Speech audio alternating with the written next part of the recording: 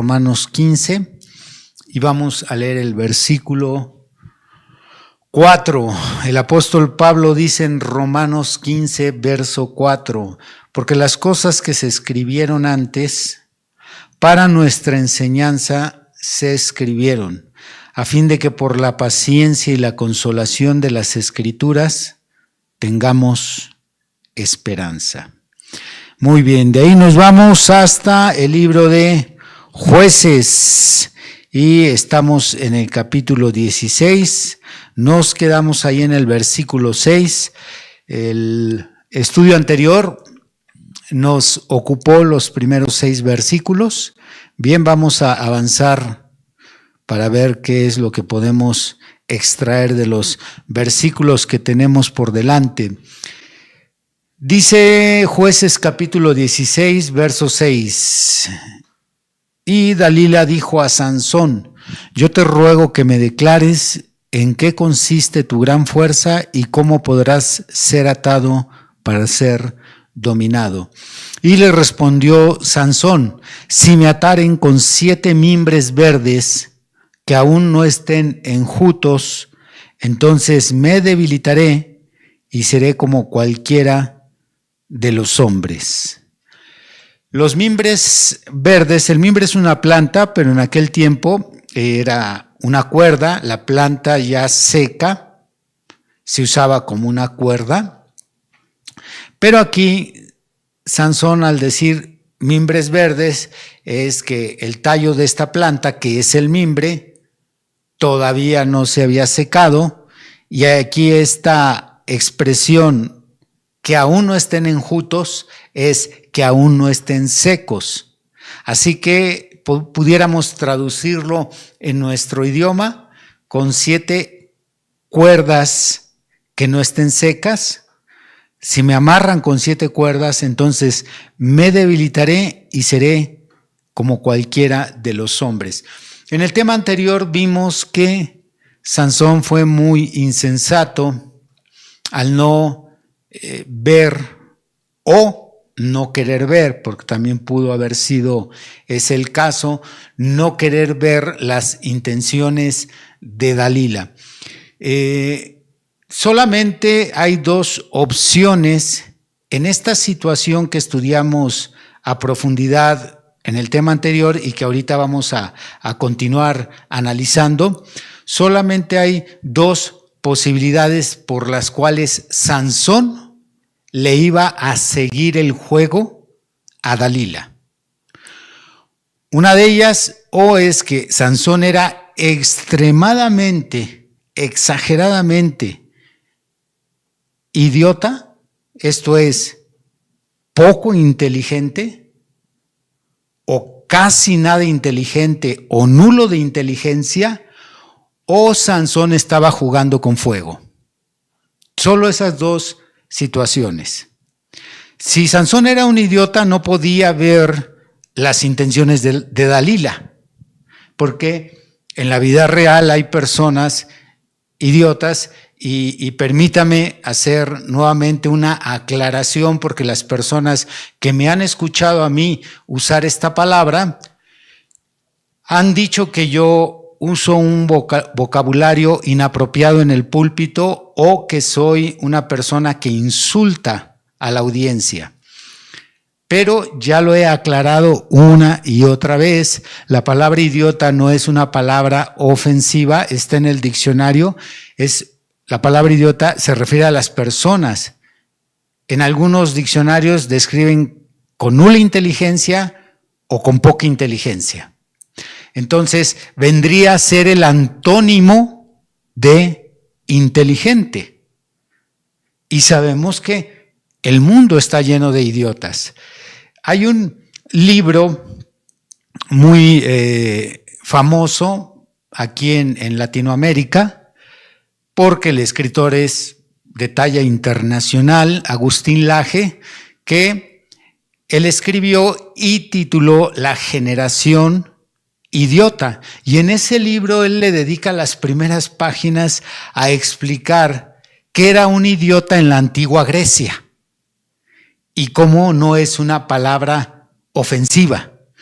Entonces, nadie se escandalice, nadie piense, es que el pastor se está expresando mal de Sansón. No, yo estoy diciendo que según el desenlace, el desarrollo y desenlace final de este intercambio de preguntas y respuestas entre Dalila y Sansón, nos tiene que llevar a deducir que Sansón cae en una de estas dos categorías.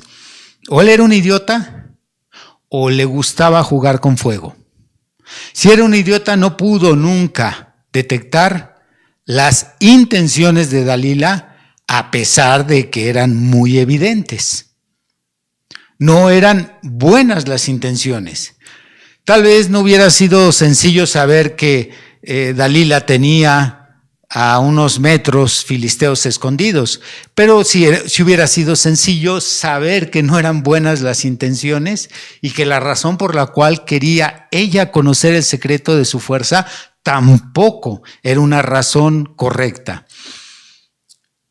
Y lo más probable es que Sansón le gustaba jugar con fuego. Y eso no ha cambiado hoy en día. Hay cristianos que entran en las dos categorías. Hay cristianos que son muy idiotas. Las personas que los dañan les piden perdón y les aseguran que van a cambiar y ellos se la creen con tanta facilidad. Y después de un tiempo les vuelven a causar daño y vuelven a pedir perdón y les vuelven a creer. Y se vuelve un ciclo como lo que vamos a estar leyendo aquí entre Sansón y Dalila. Esto es debido a la idiotez. También esto pasa en los ámbitos de la política, el deporte, el trabajo, en el hogar, en todos los ámbitos. Para que haya una víctima, hay un victimario. Para que haya un victimario es porque hay una víctima. Y así como se necesita de una persona abusiva, se necesita de una persona dejada. Entonces, siempre se necesita alguien que sea astuto y un idiota que se deje abusar, explotar, maltratar, etc. Y la otra categoría en donde caen también muchos cristianos es aquella en donde hay cristianos que sí se dan cuenta que la persona está tratando de pasarse de lista, la persona les quiere hacer una jugada, la persona está tratando de extorsionarlos, pero a ellos les gusta jugar con fuego y se mantienen en el intercambio, así como Sansón, así como vamos a estarlo leyendo en los siguientes versículos. Dice en el versículo 7, y le respondió Sansón: si me ataren con 7 mimbres verdes que aún no están enjutos, entonces me debilitaré y seré como cualquiera de los hombres. Y los príncipes de los filisteos le trajeron 7 mimbres verdes que aún no estaban enjutos, y ella le ató con ellos. Y ella tenía hombres en acecho en el aposento. Entonces ella le dijo: Sansón, los filisteos contra ti. Y él rompió los mimbres como se rompe una cuerda de estopa cuando toca el fuego, y no se supo el secreto de su fuerza. Entonces Dalila dijo a Sansón: he aquí tú me has engañado y me has dicho mentiras. Descúbreme pues, ahora te ruego, cómo podrás ser atado. Para los que conocen la doctrina del reverendo William Branham, a quien nosotros consideramos un profeta, él predicó un sermón titulado Una iglesia engañada por el mundo. Es uno de los sermones que yo consideraría que son más directos para atacar la mundanalidad de la iglesia que se hace llamar la novia, porque los sermones que predicaba William Branham principalmente eran dirigidos a sus seguidores. Entonces, en este sermón de una iglesia engañada por el mundo, el reverendo William Branham hace una analogía tremenda. Él coloca metafóricamente a Sansón como el cristiano de este tiempo y a Dalila como el mundo. Entonces, tomando esta historia, él la va llevando de una manera similar como yo lo he estado haciendo, leyendo los versos y dándoles la aplicación espiritual. Sabemos que este fue un evento que ocurrió literalmente en la realidad, pero él le da esa aplicación espiritual. Y la parte medular de ese mensaje es cómo es que Dalila, quien representa al mundo, ha engañado a la iglesia una y otra vez, debido a que la iglesia se ha enamorado del mundo, incurriendo en transgresión al mandamiento o a la escritura en 1 Juan capítulo 2, versículo 13, 14 y 15, en donde el apóstol Juan nos dice: no améis al mundo ni las cosas que están en el mundo. Cuando un cristiano pierde su amor hacia Cristo, entonces llega a su antiguo amor y lo conquista nuevamente y se enamora el cristiano que perdió ese amor hacia Cristo de Dalila, se enamora nuevamente del mundo.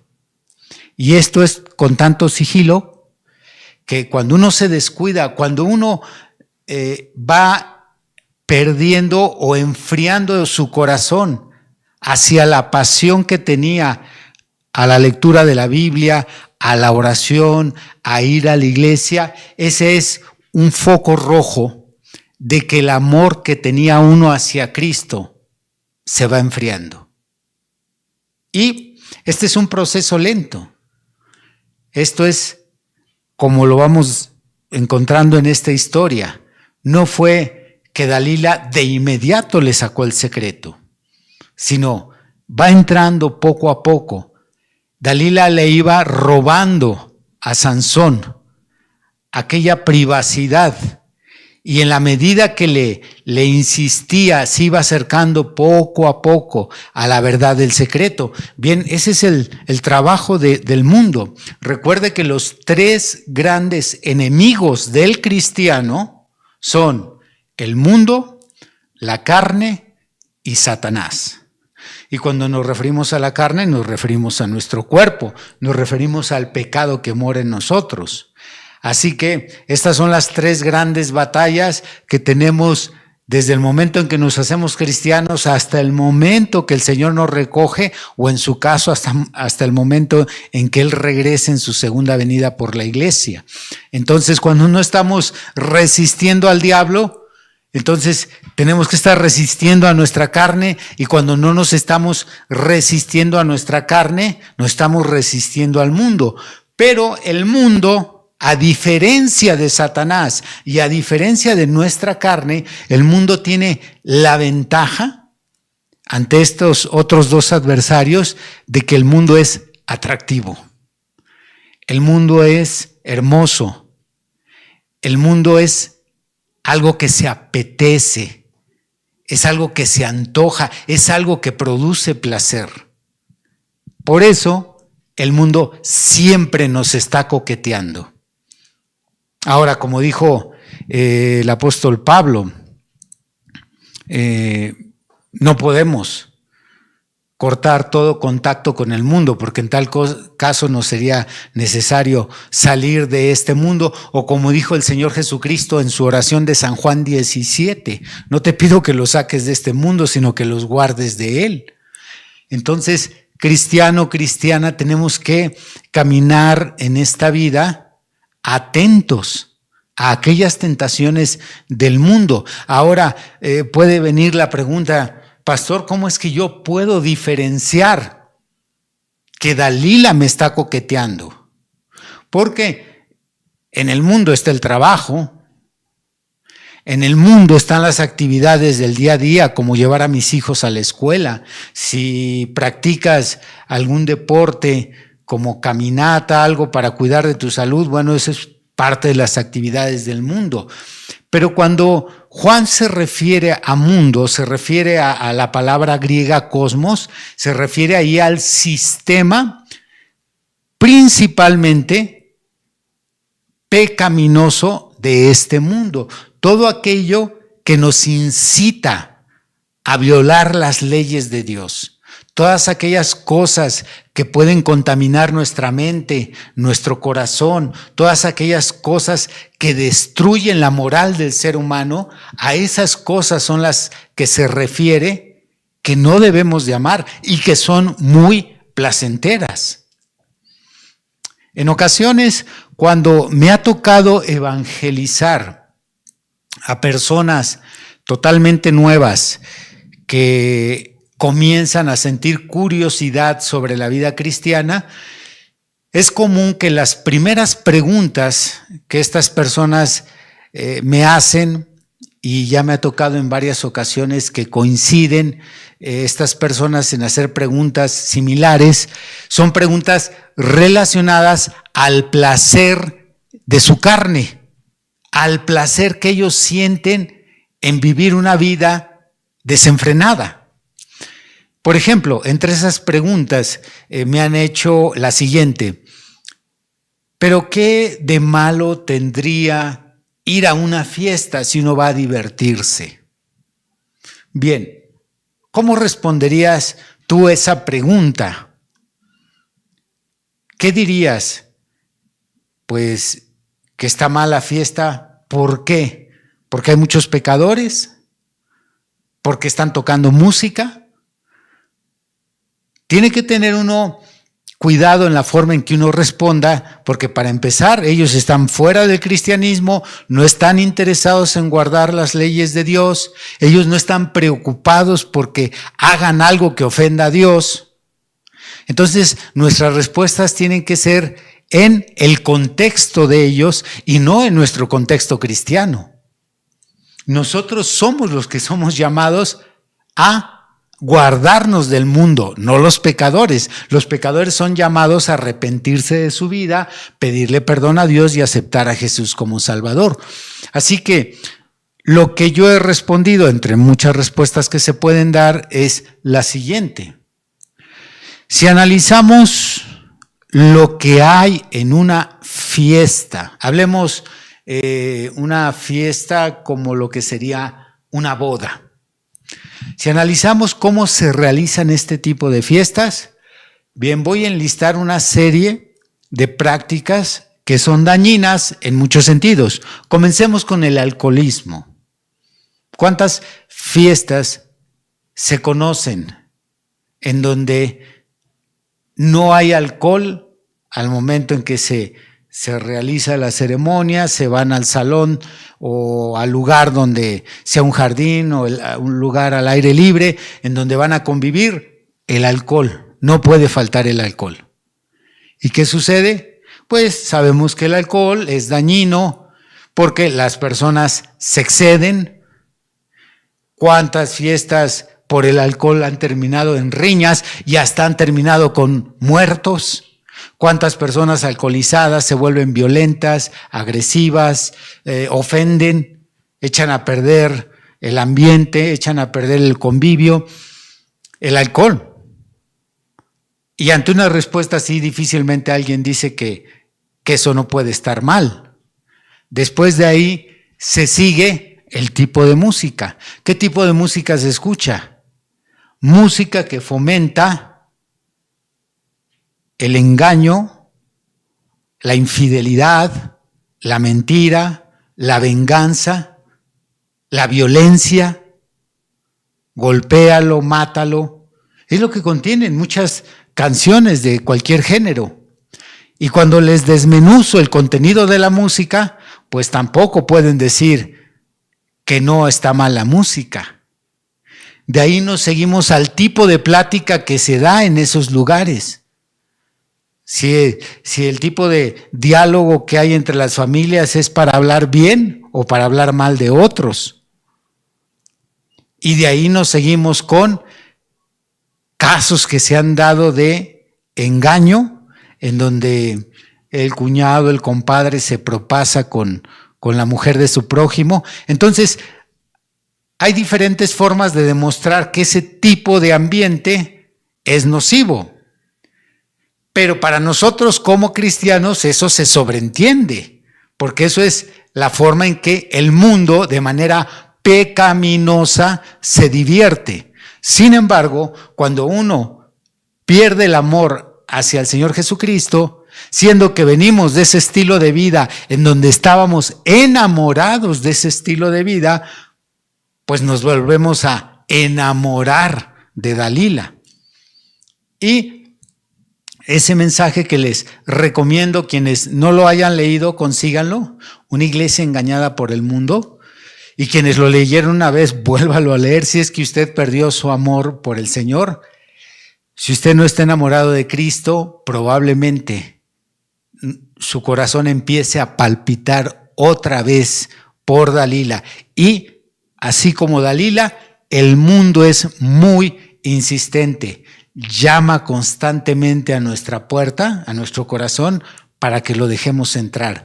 Así que aquí viene un segundo intento de Dalila, una vez que Sansón la engañó o le dijo mentiras al no revelarle el secreto. Esto también me deja a mí entrever que Sansón no era idiota, sino que Sansón le estaba jugando con ella, porque podía ver sus intenciones.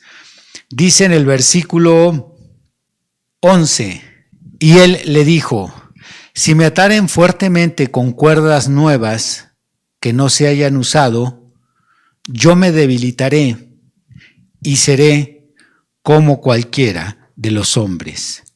Y Dalila tomó cuerdas nuevas y le ató con ellas y le dijo: Sansón, los filisteos sobre ti.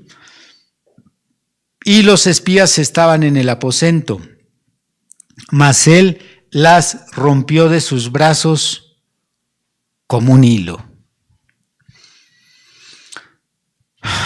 Lo que podemos ver aquí de manera oculta, pero es visible cuando uno lo analiza, es la misericordia de Dios para con Sansón. Misericordia de Dios que todos hemos experimentado, a pesar de que insistimos en el mismo pecado.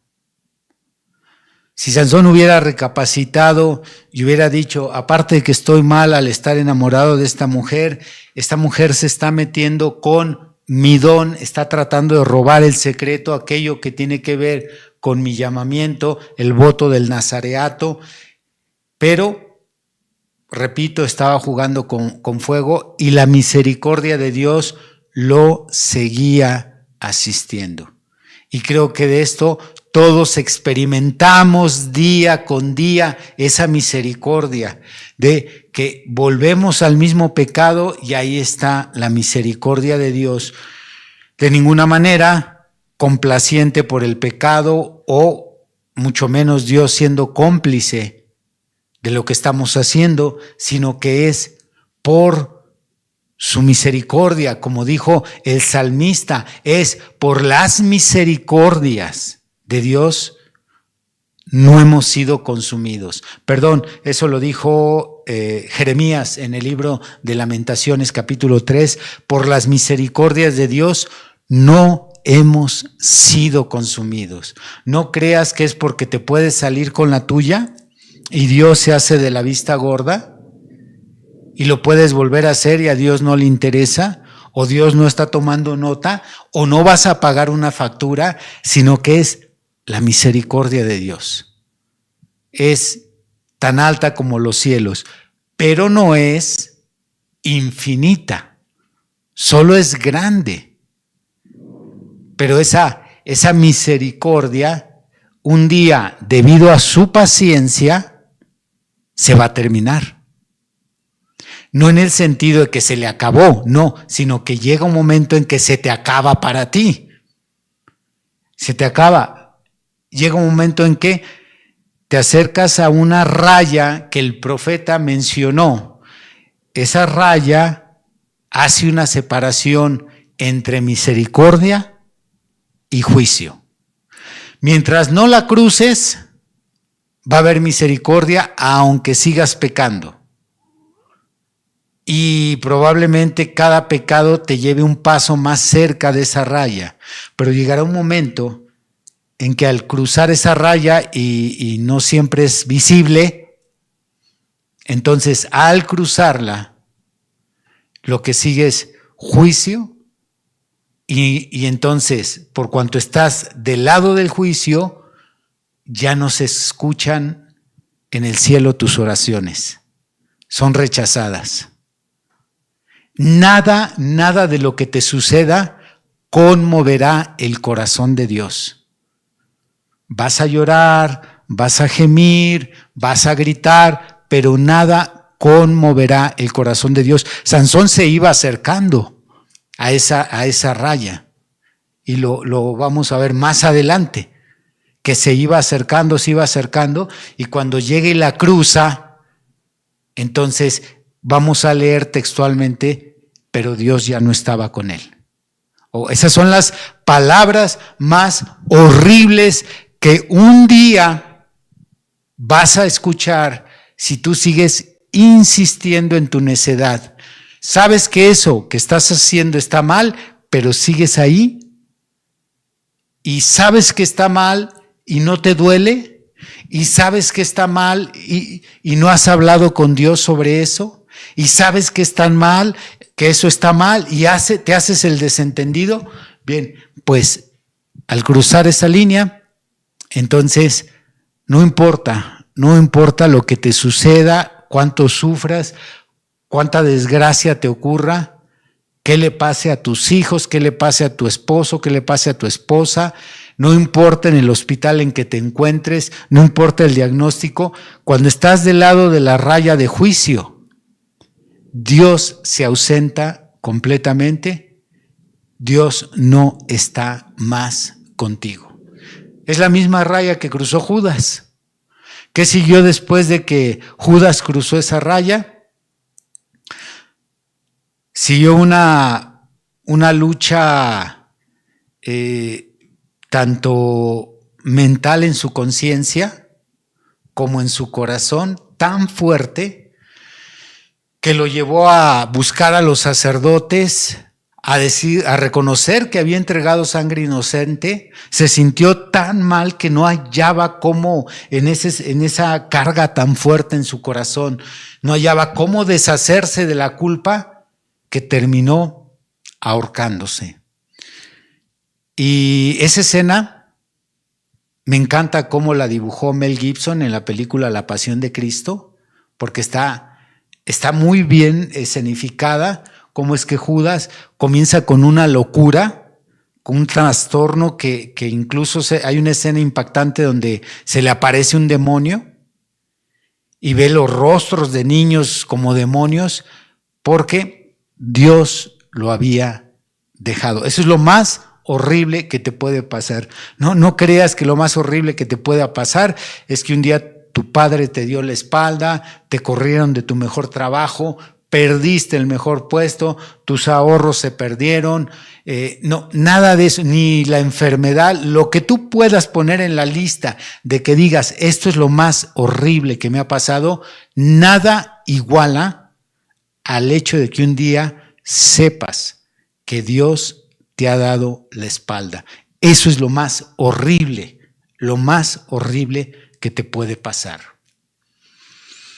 Y lo digo también por experiencia, por pruebas que yo he pasado, y no se lo deseo a nadie. Así que ten mucho cuidado en la medida en que te vas acercando a esa raya que separa misericordia del juicio. Hay un sermón donde el profeta detalla esto, un sermón que él tituló Advertencia, luego juicio. Así se titula, Advertencia, luego juicio. Puedes leerlo y te va a ayudar muchísimo. Dice en el versículo 13, y Dalila dijo a Sansón, hasta ahora me engañas y tratas conmigo con mentiras. Decimos aquí en México, se mordió la lengua. Esto es, acusaba a Sansón de algo que ella misma estaba haciendo. Descúbreme pues ahora cómo podrás ser atado. Él entonces le dijo, si te quieres 7 guedejas en mi cabeza con la tela y las asegurares con la estaca. Bien, 7 guedejas son 7 trenzas, y cuando se refiere a la tela y la estaca se refiere a un telar, aquella máquina de palos con lo que ellos hacían la tela, que actualmente se sigue usando, pero de una manera artesanal, principalmente en muchos pueblos. Aquí en el estado, o allá en el estado de San Luis Potosí, tenemos un pueblo muy, muy famoso internacionalmente porque ahí se fabrican los rebozos, los mejores rebozos de todo el país. Se llama Santa María del Río, es un pueblo que es visitado turísticamente. Aún de otros países vienen ahí a ver estas obras tan primorosas de los rebozos, y ahí se usan mucho los telares. Entonces aquí se refiere a este tipo de tela y la estaca al palo que se usaba en la máquina llamada el telar. Entonces dice el verso 14, y ella las aseguró con la estaca y le dijo, Sansón, los filisteos sobre ti. Mas despertando él de su sueño, arrancó la estaca del telar con la tela. Y ella dijo, ¿cómo dices, yo te amo cuando tu corazón no está conmigo? Ya me has engañado 3 veces y no me has descubierto aún en qué consiste tu gran fuerza. Y aconteció que, presionándole ella cada día con sus palabras e importunándole, su alma fue reducida a mortal angustia. Dicho de una forma más entendible, llegó al tope. Dalila llevó a Sansón al tope, en donde ya no pudo resistir más. A eso se refiere, su alma fue reducida a mortal angustia. Todos tenemos un tope, un límite, y cuando alguien te lleva hasta ese tope, lo que se sigue después de ahí no será nada bueno, porque tu mente está nublada, tu corazón está herido, estás cegado, no vas a actuar razonablemente, congruentemente. Entonces, cuidado cuando alguien te lleva a una posición en donde tu alma es reducida a mortal angustia. Otra forma también de entender esta situación de Sansón es que estaba totalmente débil. Y aunque esto se puede dar de varias formas, esto abunda más en el campo sentimental.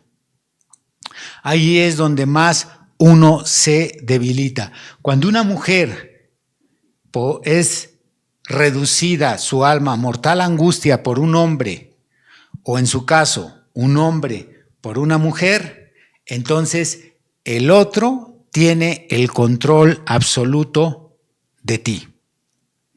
Seas tú el que fuiste reducido, mujer u hombre, a mortal angustia, el que te llevó a esa posición tiene el control de ti y le vas a dar todo.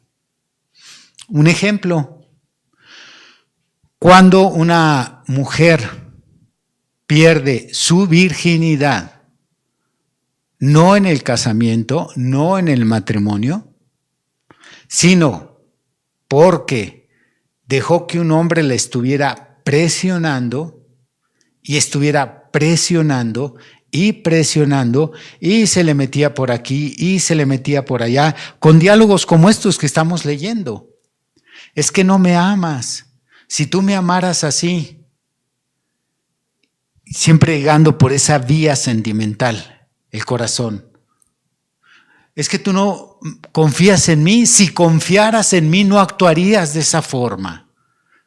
Si realmente me creyeras, no te alejarías tanto. Si tú realmente me demostraras tu amor, siempre con este tipo de artimañas verbales, los van reduciendo, hasta que les quitan lo más valioso, su virginidad. Y a veces pasa con los hombres, les quitan el honor. Eran unos caballeros, los vuelven unos viles. Depende en qué posición estés, pero cuando tu alma es reducida a mortal angustia, en ese momento tienen el control de ti y van a hacer y deshacer de ti. Por eso hay que saber en qué momento retirarse. Estaríamos leyendo otra historia. Si Sansón hubiera sido como José. José es el antónimo de esta historia. José, el hijo del patriarca Jacob. ¿Qué hizo José cuando la esposa de Potifar intentó hacer lo que hizo Dalila? Así, no se esperó una vez.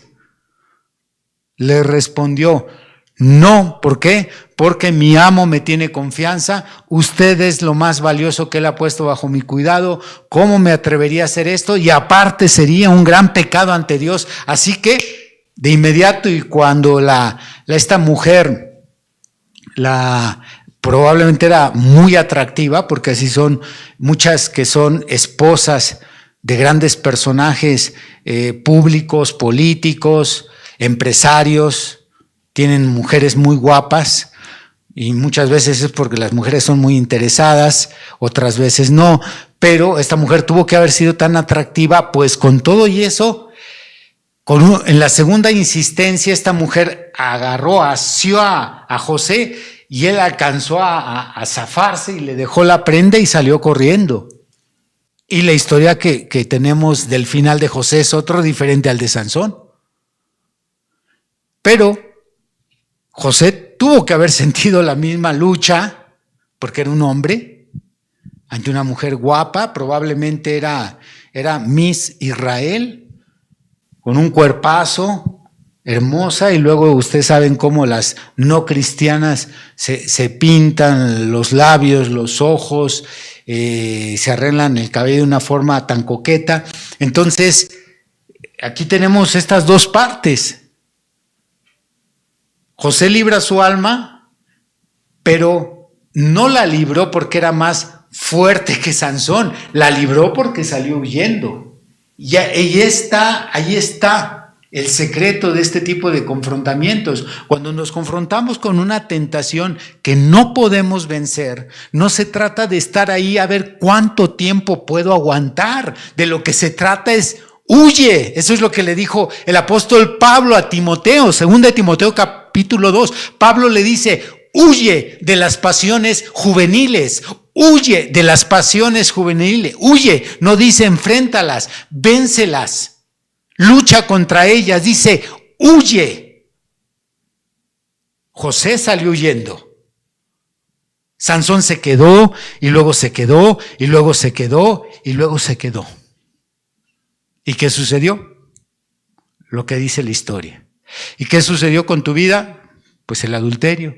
¿Y qué sucedió? Perdiste tu virginidad. ¿Y qué sucedió? Te engañó otra vez. ¿Y qué sucedió? Te volvió a engañar otra vez. ¿Y qué sucedió? Te la creíste y te volvió a lastimar. ¿Y qué sucedió? Te tiró la puñalada por atrás, porque te quedaste y te quedaste. Pero la Biblia dice: huye. Huye de las pasiones juveniles. No te quedes. A la primera señal que aquello no se ve bien, aquella señal sospechosa, en cuanto puedas olfatear a pecado, que digas: esto esto no huele bien, esto va a terminar mal.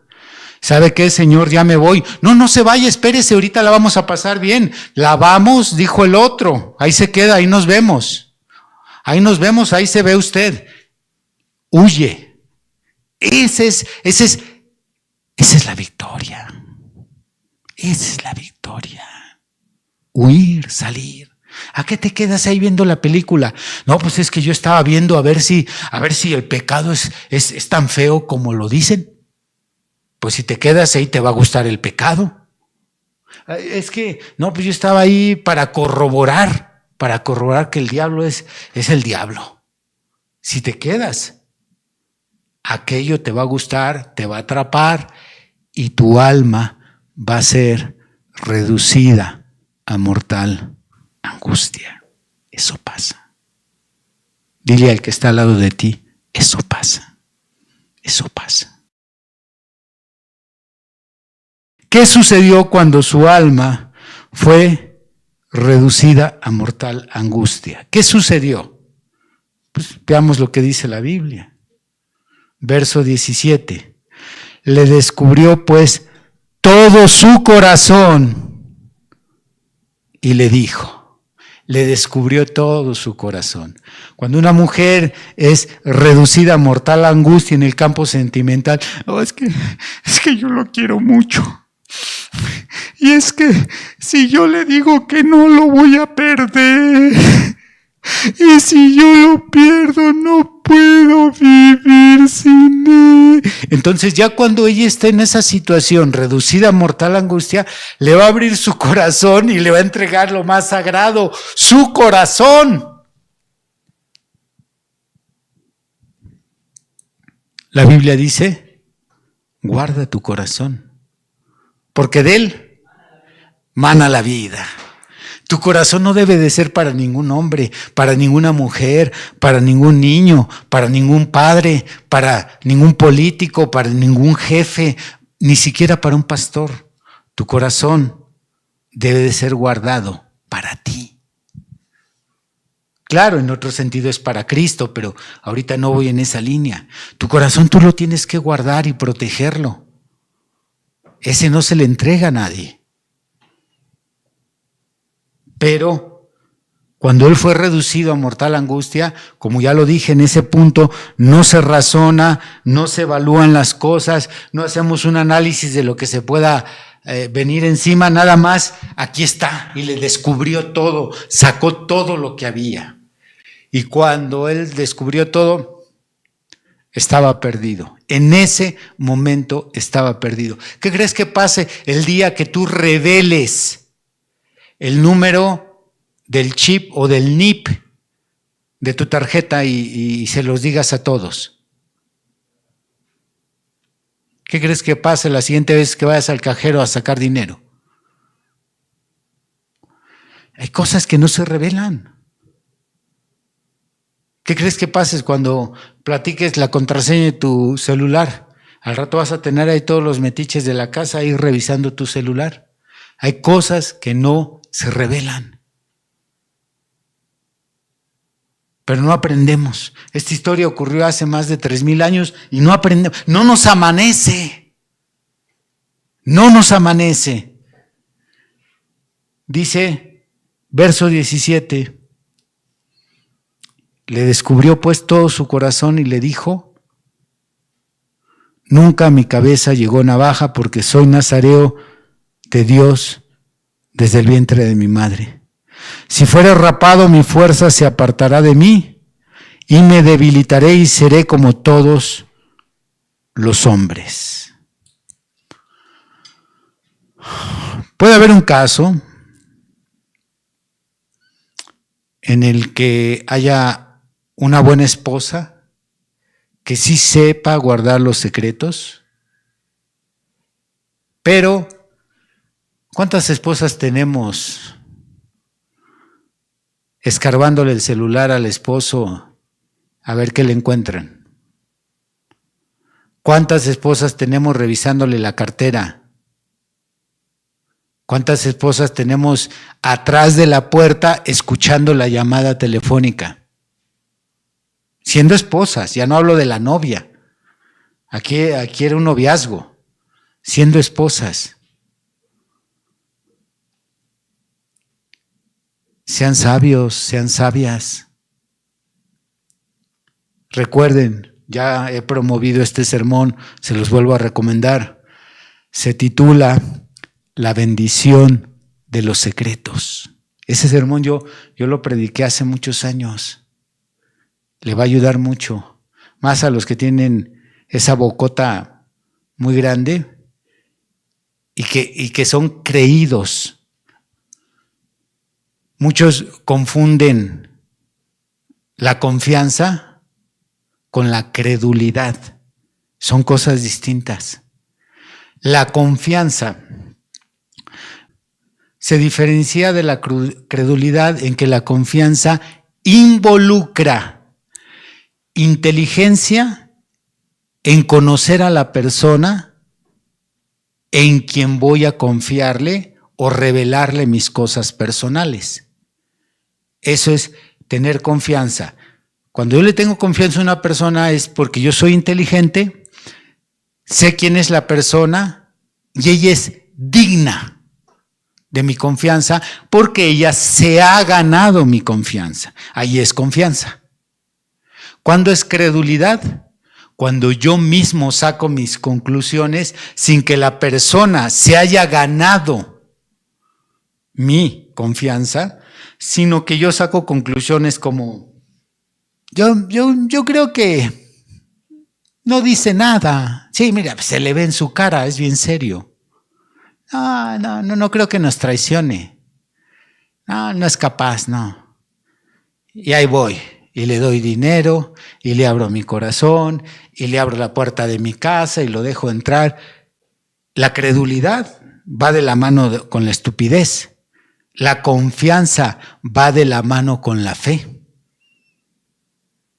Así que a veces hay alguien a quien sí podemos tenerle confianza, pero muchas veces tenemos más personas a quien les creemos por crédulos, porque no somos inteligentes en ver que no se merecen que les compartamos nuestros secretos. Bien, vamos a quedarnos solo con esto para que pues durante la semana estemos pensando, ¿yo soy Sansón o soy Dalila? ¿Quién soy yo?